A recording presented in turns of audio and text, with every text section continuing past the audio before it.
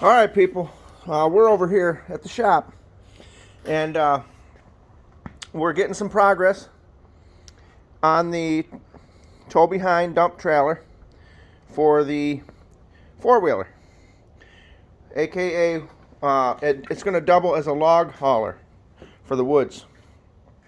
There's plenty of trees out there that are down from wind and just age that I could be going out and gathering up and bringing them in for the wood boiler.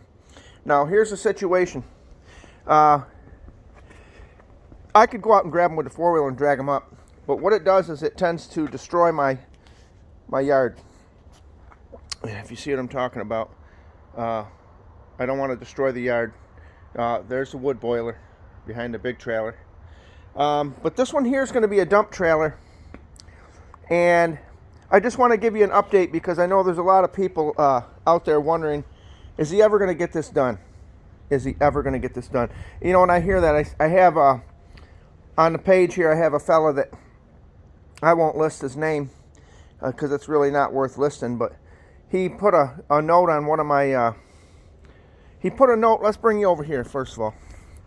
He put a note on one of my YouTube channels, one of my YouTube videos, and he wanted to know if I'm ready to sell the truck yet, as if I was going to give up on the truck.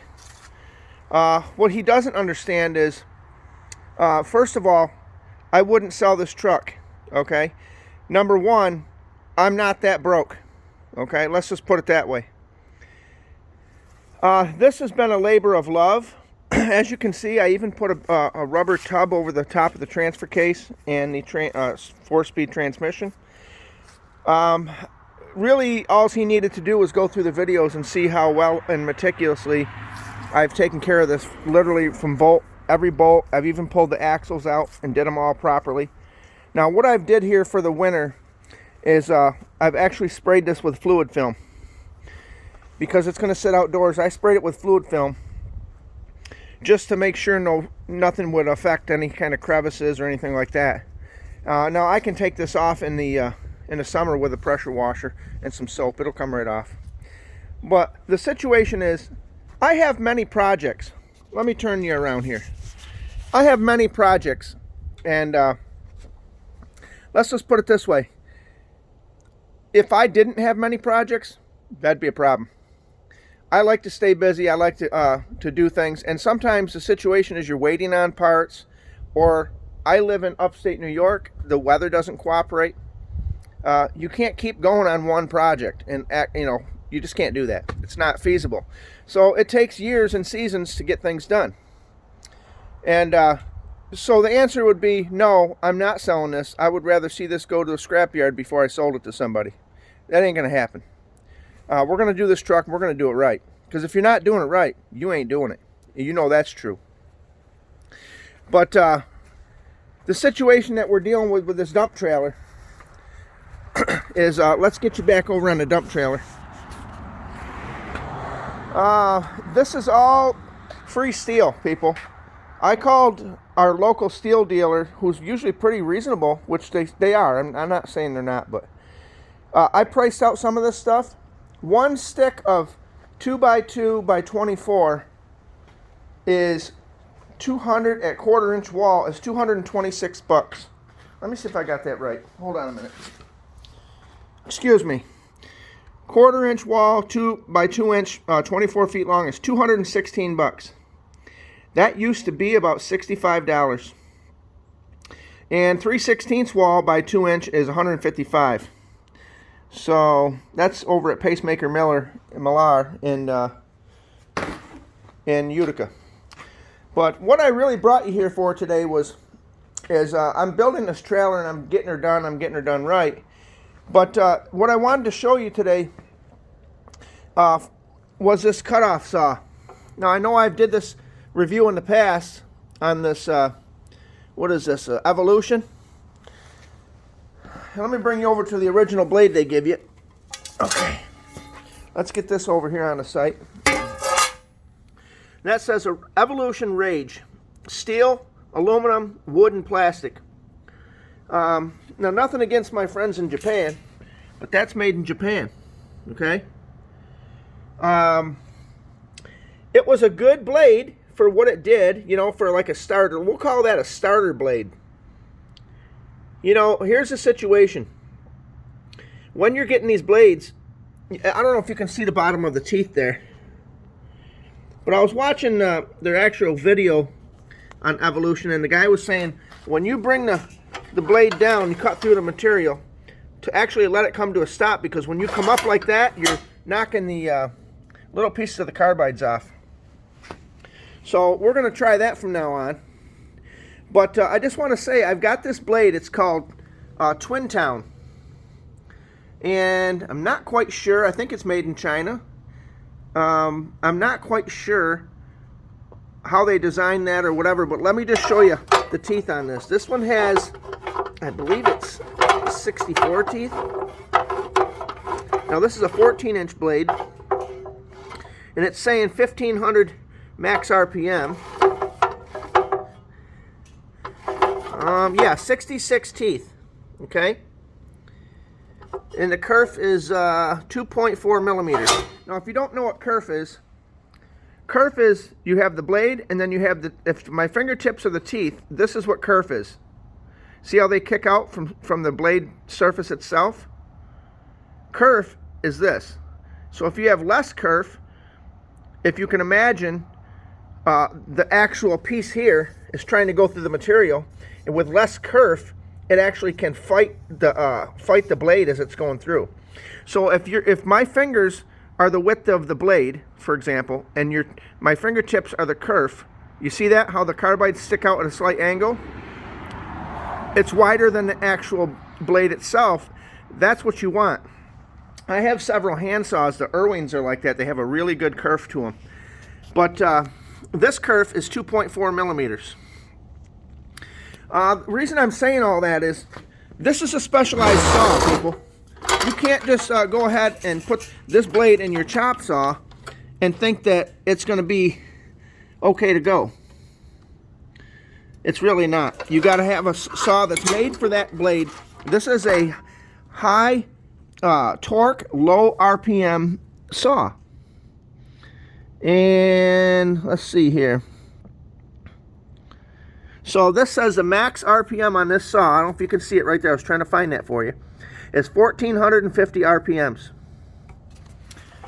This one's saying no more than 1500 RPMs. And I'll be honest with you, they're absolutely correct. This, I'll tell you what, I cut a piece of half-inch steel yesterday. It literally, I had to stop and look down because I didn't know if I was touching the material yet. It was already 1.25 inches through the material. This thing cuts so clean and so efficient.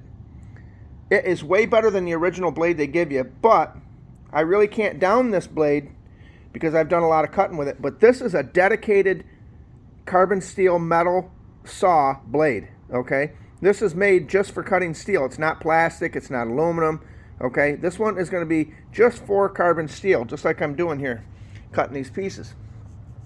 And if you can see, again, this is all scrap steel. Let me bring you over here.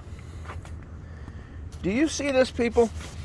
This is just a little bit of surface rust, right?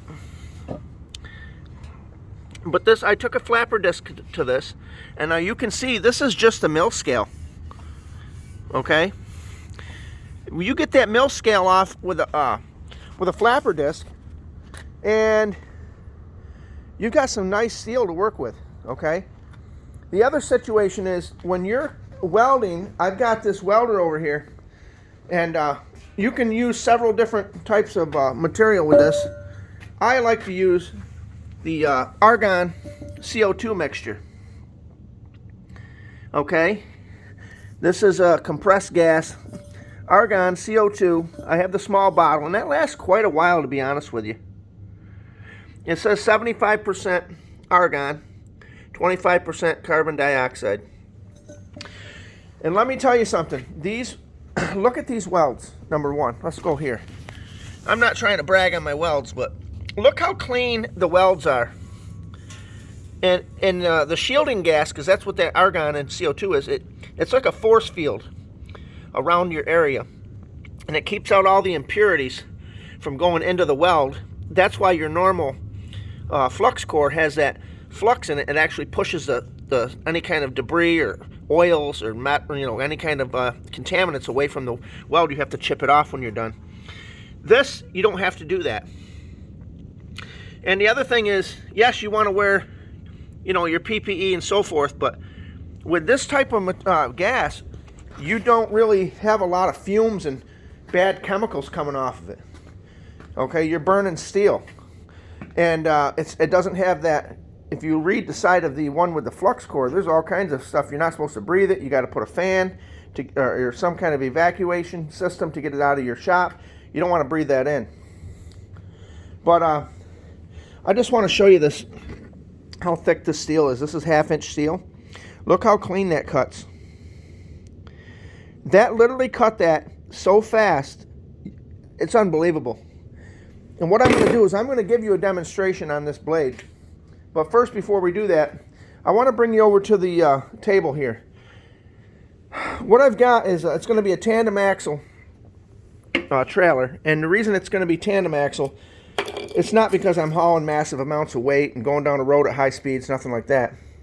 However, these are high-speed bearings and hubs. You could take this trailer down the highway behind your truck if you've got a small truck or even a big truck. But what you get with the kit, I bought 4 of these hubs, and it comes with, obviously, it comes with the spindle, a weld-on spindle. It comes with the inner and outer bearings, okay? It comes with the nut. It comes with all the lug nuts and the cotter keys. And it also comes with these caps that go on the outside with little bearing buddies on them. Now, a really nice kit. I've priced these out individually, and you would be shocked how much they really are. That hub right there is about $75 just for the hub and bearings. But then if you go buy the spindle, you have to buy the spindle separately. It's another $90 or $87. So you're talking a couple $100 a setup by the time you pay tax and, Uncle Sam. I got all 4 of these online. I got shopping around for $168. So I'm kind of happy with that situation. The other thing, what I want you to understand is when these go on, okay, let's come over here. We're going to find a pivot point, a 2-foot piece of steel, and in the center is going to be the pivot point. Let me bring you up here. So on this side, you're going to have a spindle. Pretend this is 2 feet long. You're going to have a spindle here and a spindle there. And when you're coming over rough terrain, it's going to be able to pivot on that individual point that it pivots on. It'll come up over, let's say, like a rock or a log without tipping your entire trailer. So that's the design we're going to go by. Now, I've never seen that design before until I was looking online, looking at some of the 4-wheeler trailers that they have. And as you know, I've actually I've been abusing this little red wagon that you'd see like at Harbor Freight or any of the big box stores. And well, let's take a look at it. And the thing of it is, the situation is when you go out in the woods with this, you wind up loading it up, and I've got some videos showing how I loaded that trailer up. And well, let's give you a look here. This trailer, I use it now primarily for taking the ashes out of my wood stove, my boiler. And then we put them in there, and then we recycle once they die down and there's no more heat to them. We take them out in the trail and dump them. But as you can see, there's a single point there. So if that tire goes up, the whole load jumps around, and I've lost the wood a few times out there in the woods. And you know, for $50, I have literally got my money's out of it, and I've abused it and beat it, and I knew I was going to do that. But at the end of the day, I wanted to build something that was going to be, how do I put it, a little more stronger than the average situation. So we're going to build a dump trailer. We're in the process of doing that. I wanted to bring you along for the journey because I wanted you to see that this is possible, people. These trailers, if you go look them up online, they're $3,500, $4,500, $5,000. You'd say, wow, that's ridiculous for a four-wheeler trailer. Well, a lot of these people are using them for their farms and their ranches and their compounds. And, you know, some people they just don't take the time to try to do something themselves, right? So they have to resort to just getting in their pocket. And I guess that works if you're well off. But the situation is, I try to do things, I mean, I guess you'd call me frugal, but I try to do things with the resources I have, you know. And the thing of it is, I don't just jackass them together. I try to take my time. I try to make sure everything's straight and welded properly. And at the end, aesthetically, it looks good. You know, you're like, oh, that looks like it could have been, you know, maybe factory something. Did he buy that? That's kind of what I like to do. Take something that's literally scrap and turn it around and do such a good job on it with your ability and skill that you've acquired over the years, and then try to make it to where people have to question, did he buy that? And when I'm done, you know, I might have $800 to $1,000 in this project, and that's with free steel. You know, you got your blades. I bought that blade. It was $60. You got your welding wire. You've got other things that you have to figure into the equation. And, you know, if I go with a more traditional setup where it's, say, like a winch style, I'm kind of in between what I want to do, a winch style or a hydraulic system to dump this. There's an argument for both that you could say you would like either one.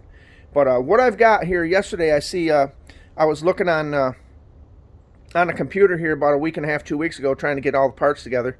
And I see these tires, and I'm like, well, I really need 4 tires, 4 wheels, and boy, they're expensive. You know, for a pair of just like the smaller tires that I'm looking to get, they were $230 for 2 of them, you know, $189. So you're looking at $400, you know. Well, I got looking on Facebook Marketplace, and I found a guy here about 35 minutes from me. He has a bunch of golf cart tires, and hey, same hubs that I have that'll fit 4-on-4. And what that means is, from center of your lug nut, your stud, to your other stud, it's 4 inches, and then of course there's only 4, so that's the pattern you want. But let's take a look at these tires I got for $100. I got $25 into each one. These two are beige, okay, and they're, I don't know what you'd call it, hole-in-one. Oh, I get it now for a golf cart, hole-in-one. Okay, and then they're built by Kenda. Okay, so that's the situation there. They got good tread on them yet. Now these ones here are gray. But the good thing is here, guys, let's look at this.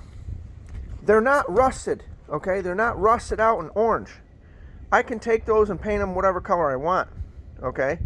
And you got a picture when this is sitting upright on all 4, and you're going through the woods with that.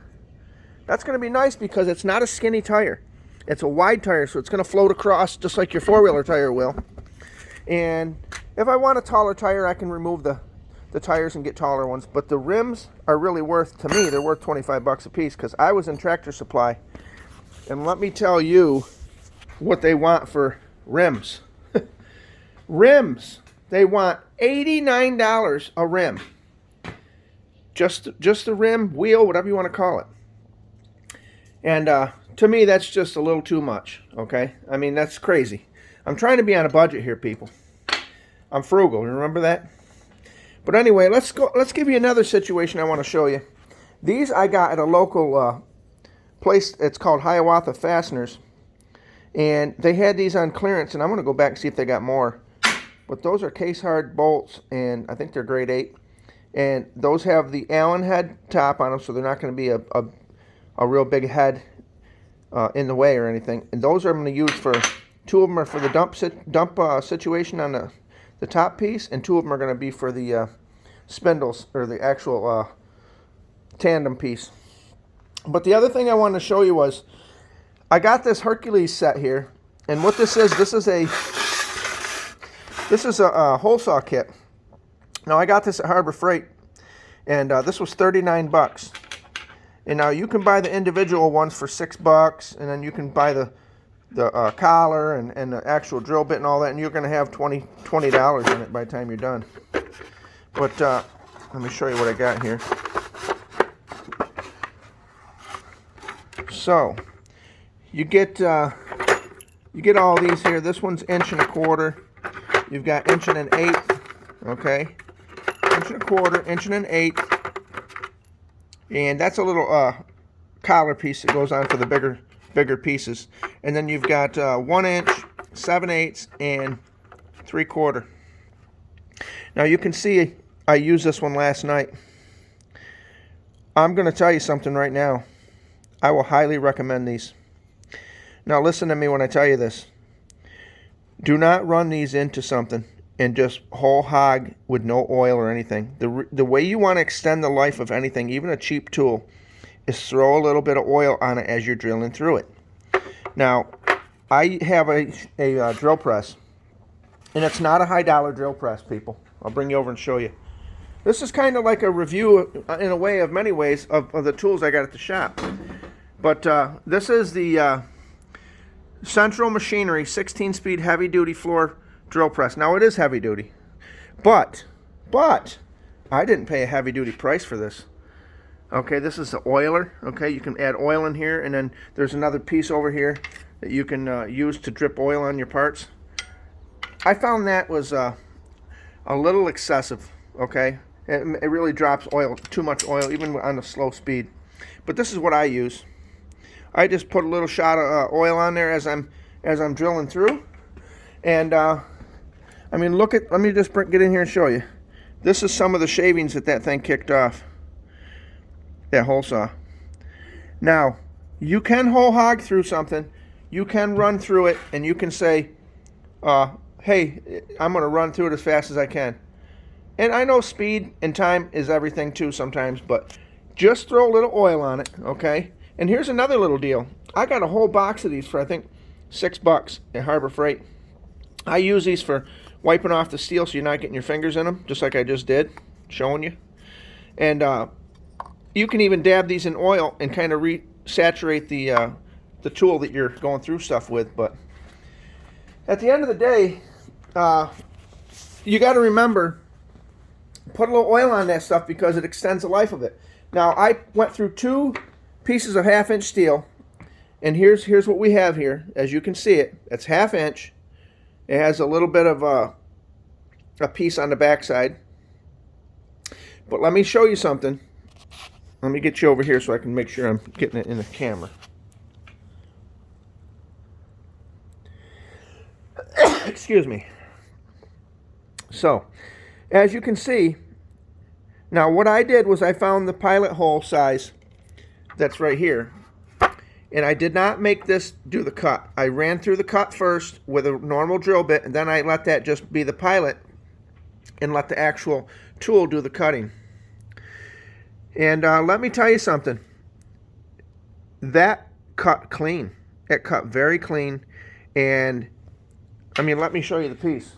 Let me show you the piece. Look how nice that cut through. And that's 1/2 inch. I don't know if you can see that, but... Okay, you want to see the bolt. I see what you're asking me. Okay. So, here we go. Take a look at this. Now, when you put these in, people... Hold on a minute. Hold on a second. When you put these in and you drill a hole through something, you don't want it to be, how do I put this? Like a hot dog down a hallway. You don't want it all over the place. You know what I mean?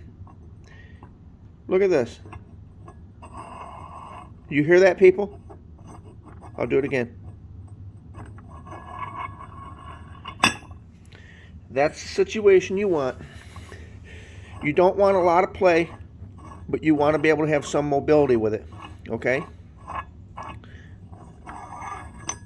So what that tells me is I took my time cutting the hole. I didn't race through it. I didn't hog through it and ruin it in two cuts. I didn't ruin the bit. It's still sharp because I put oil. Every couple of 20, 30 seconds of cutting, I put some more oil. So that's how you kind of want it. Now you got to remember, a hole saw by nature, when it's moving around, okay, you can see it's moving around. It's kind of depends on the saw you have, or excuse me, the drill you have, or the drill press. If you have a little play in the arbor, it's going to kind of chuck around a little bit, and it's going to make it just a slight bigger than what you are trying to drill. So I know that these were 3/4 of an inch. I took my time. I didn't let this put too much pressure on the drill press to make it jump around and create a bigger hole. So that's another key of taking your time using oil. Okay, so that's the deal with the parts. Now I do need to do a review update on this situation here. Now I've cut quite a few things with this, okay? This is that blade. And I'm going to say something right now. It's a good blade, okay? But they do need to correct the situation where it says 5,000 cuts. I think it said it right here. Good for 5,000 cuts. I probably did 50 cuts or 75. I'll give them the benefit of the doubt. And it's just so slow now cutting through something. I actually have went back to the fiber disc. The fiber disc, even when this was brand new, the fiber disc cuts faster. It cuts quicker. And now there are some benefits to this. If you're in a situation where you're going to be binding it a little bit, you don't want to shed and smear the, you don't want to destroy the fiber disc and have that go through your face, okay? And yes, you need to wear probably a face shield, but at the end of the day, I don't know if I would buy them again, okay? Let's just put it that way. I mean, yes, it worked. Yes, it was a scenario that said, you know, it cuts through it and there's no dust and none of that. So I guess I'd have them on hand just if I had to do some cutting in the shop at night when you got to have the door down or whatever. Yeah, I probably would have them on hand. But if I've got to go cut a few things off and I'm going to the junkyard or something or out in the steel yard, I think I'm going to take a bunch of fiber discs with me. Because the problem is, yes, I've got good batteries. Yes, I've got good grinders. But you can't sit there and let that work so hard because then your batteries are that much inefficient. But anyway, I just wanted to give you guys an update. I wanted to show you where we stand with the dump trailer. And it's going to be nice. You know, it's going to be nice. And I'm pretty sure when we're done with it, you're going to say, take a look at that. You might even say it just like that. Take a look at that. But this is Bry. I've got the tires. I've got the chop saw. I've got the welder. This took years to acquire this stuff, people. It didn't happen overnight, okay? But, you know, I've got the hubs. I've got the parts. I've just got to keep plucking away at it, you know? And there's an old saying, steady pecking wears the stone. Don't forget that. This is Bry. I got to get on down the road. I'll talk to you later.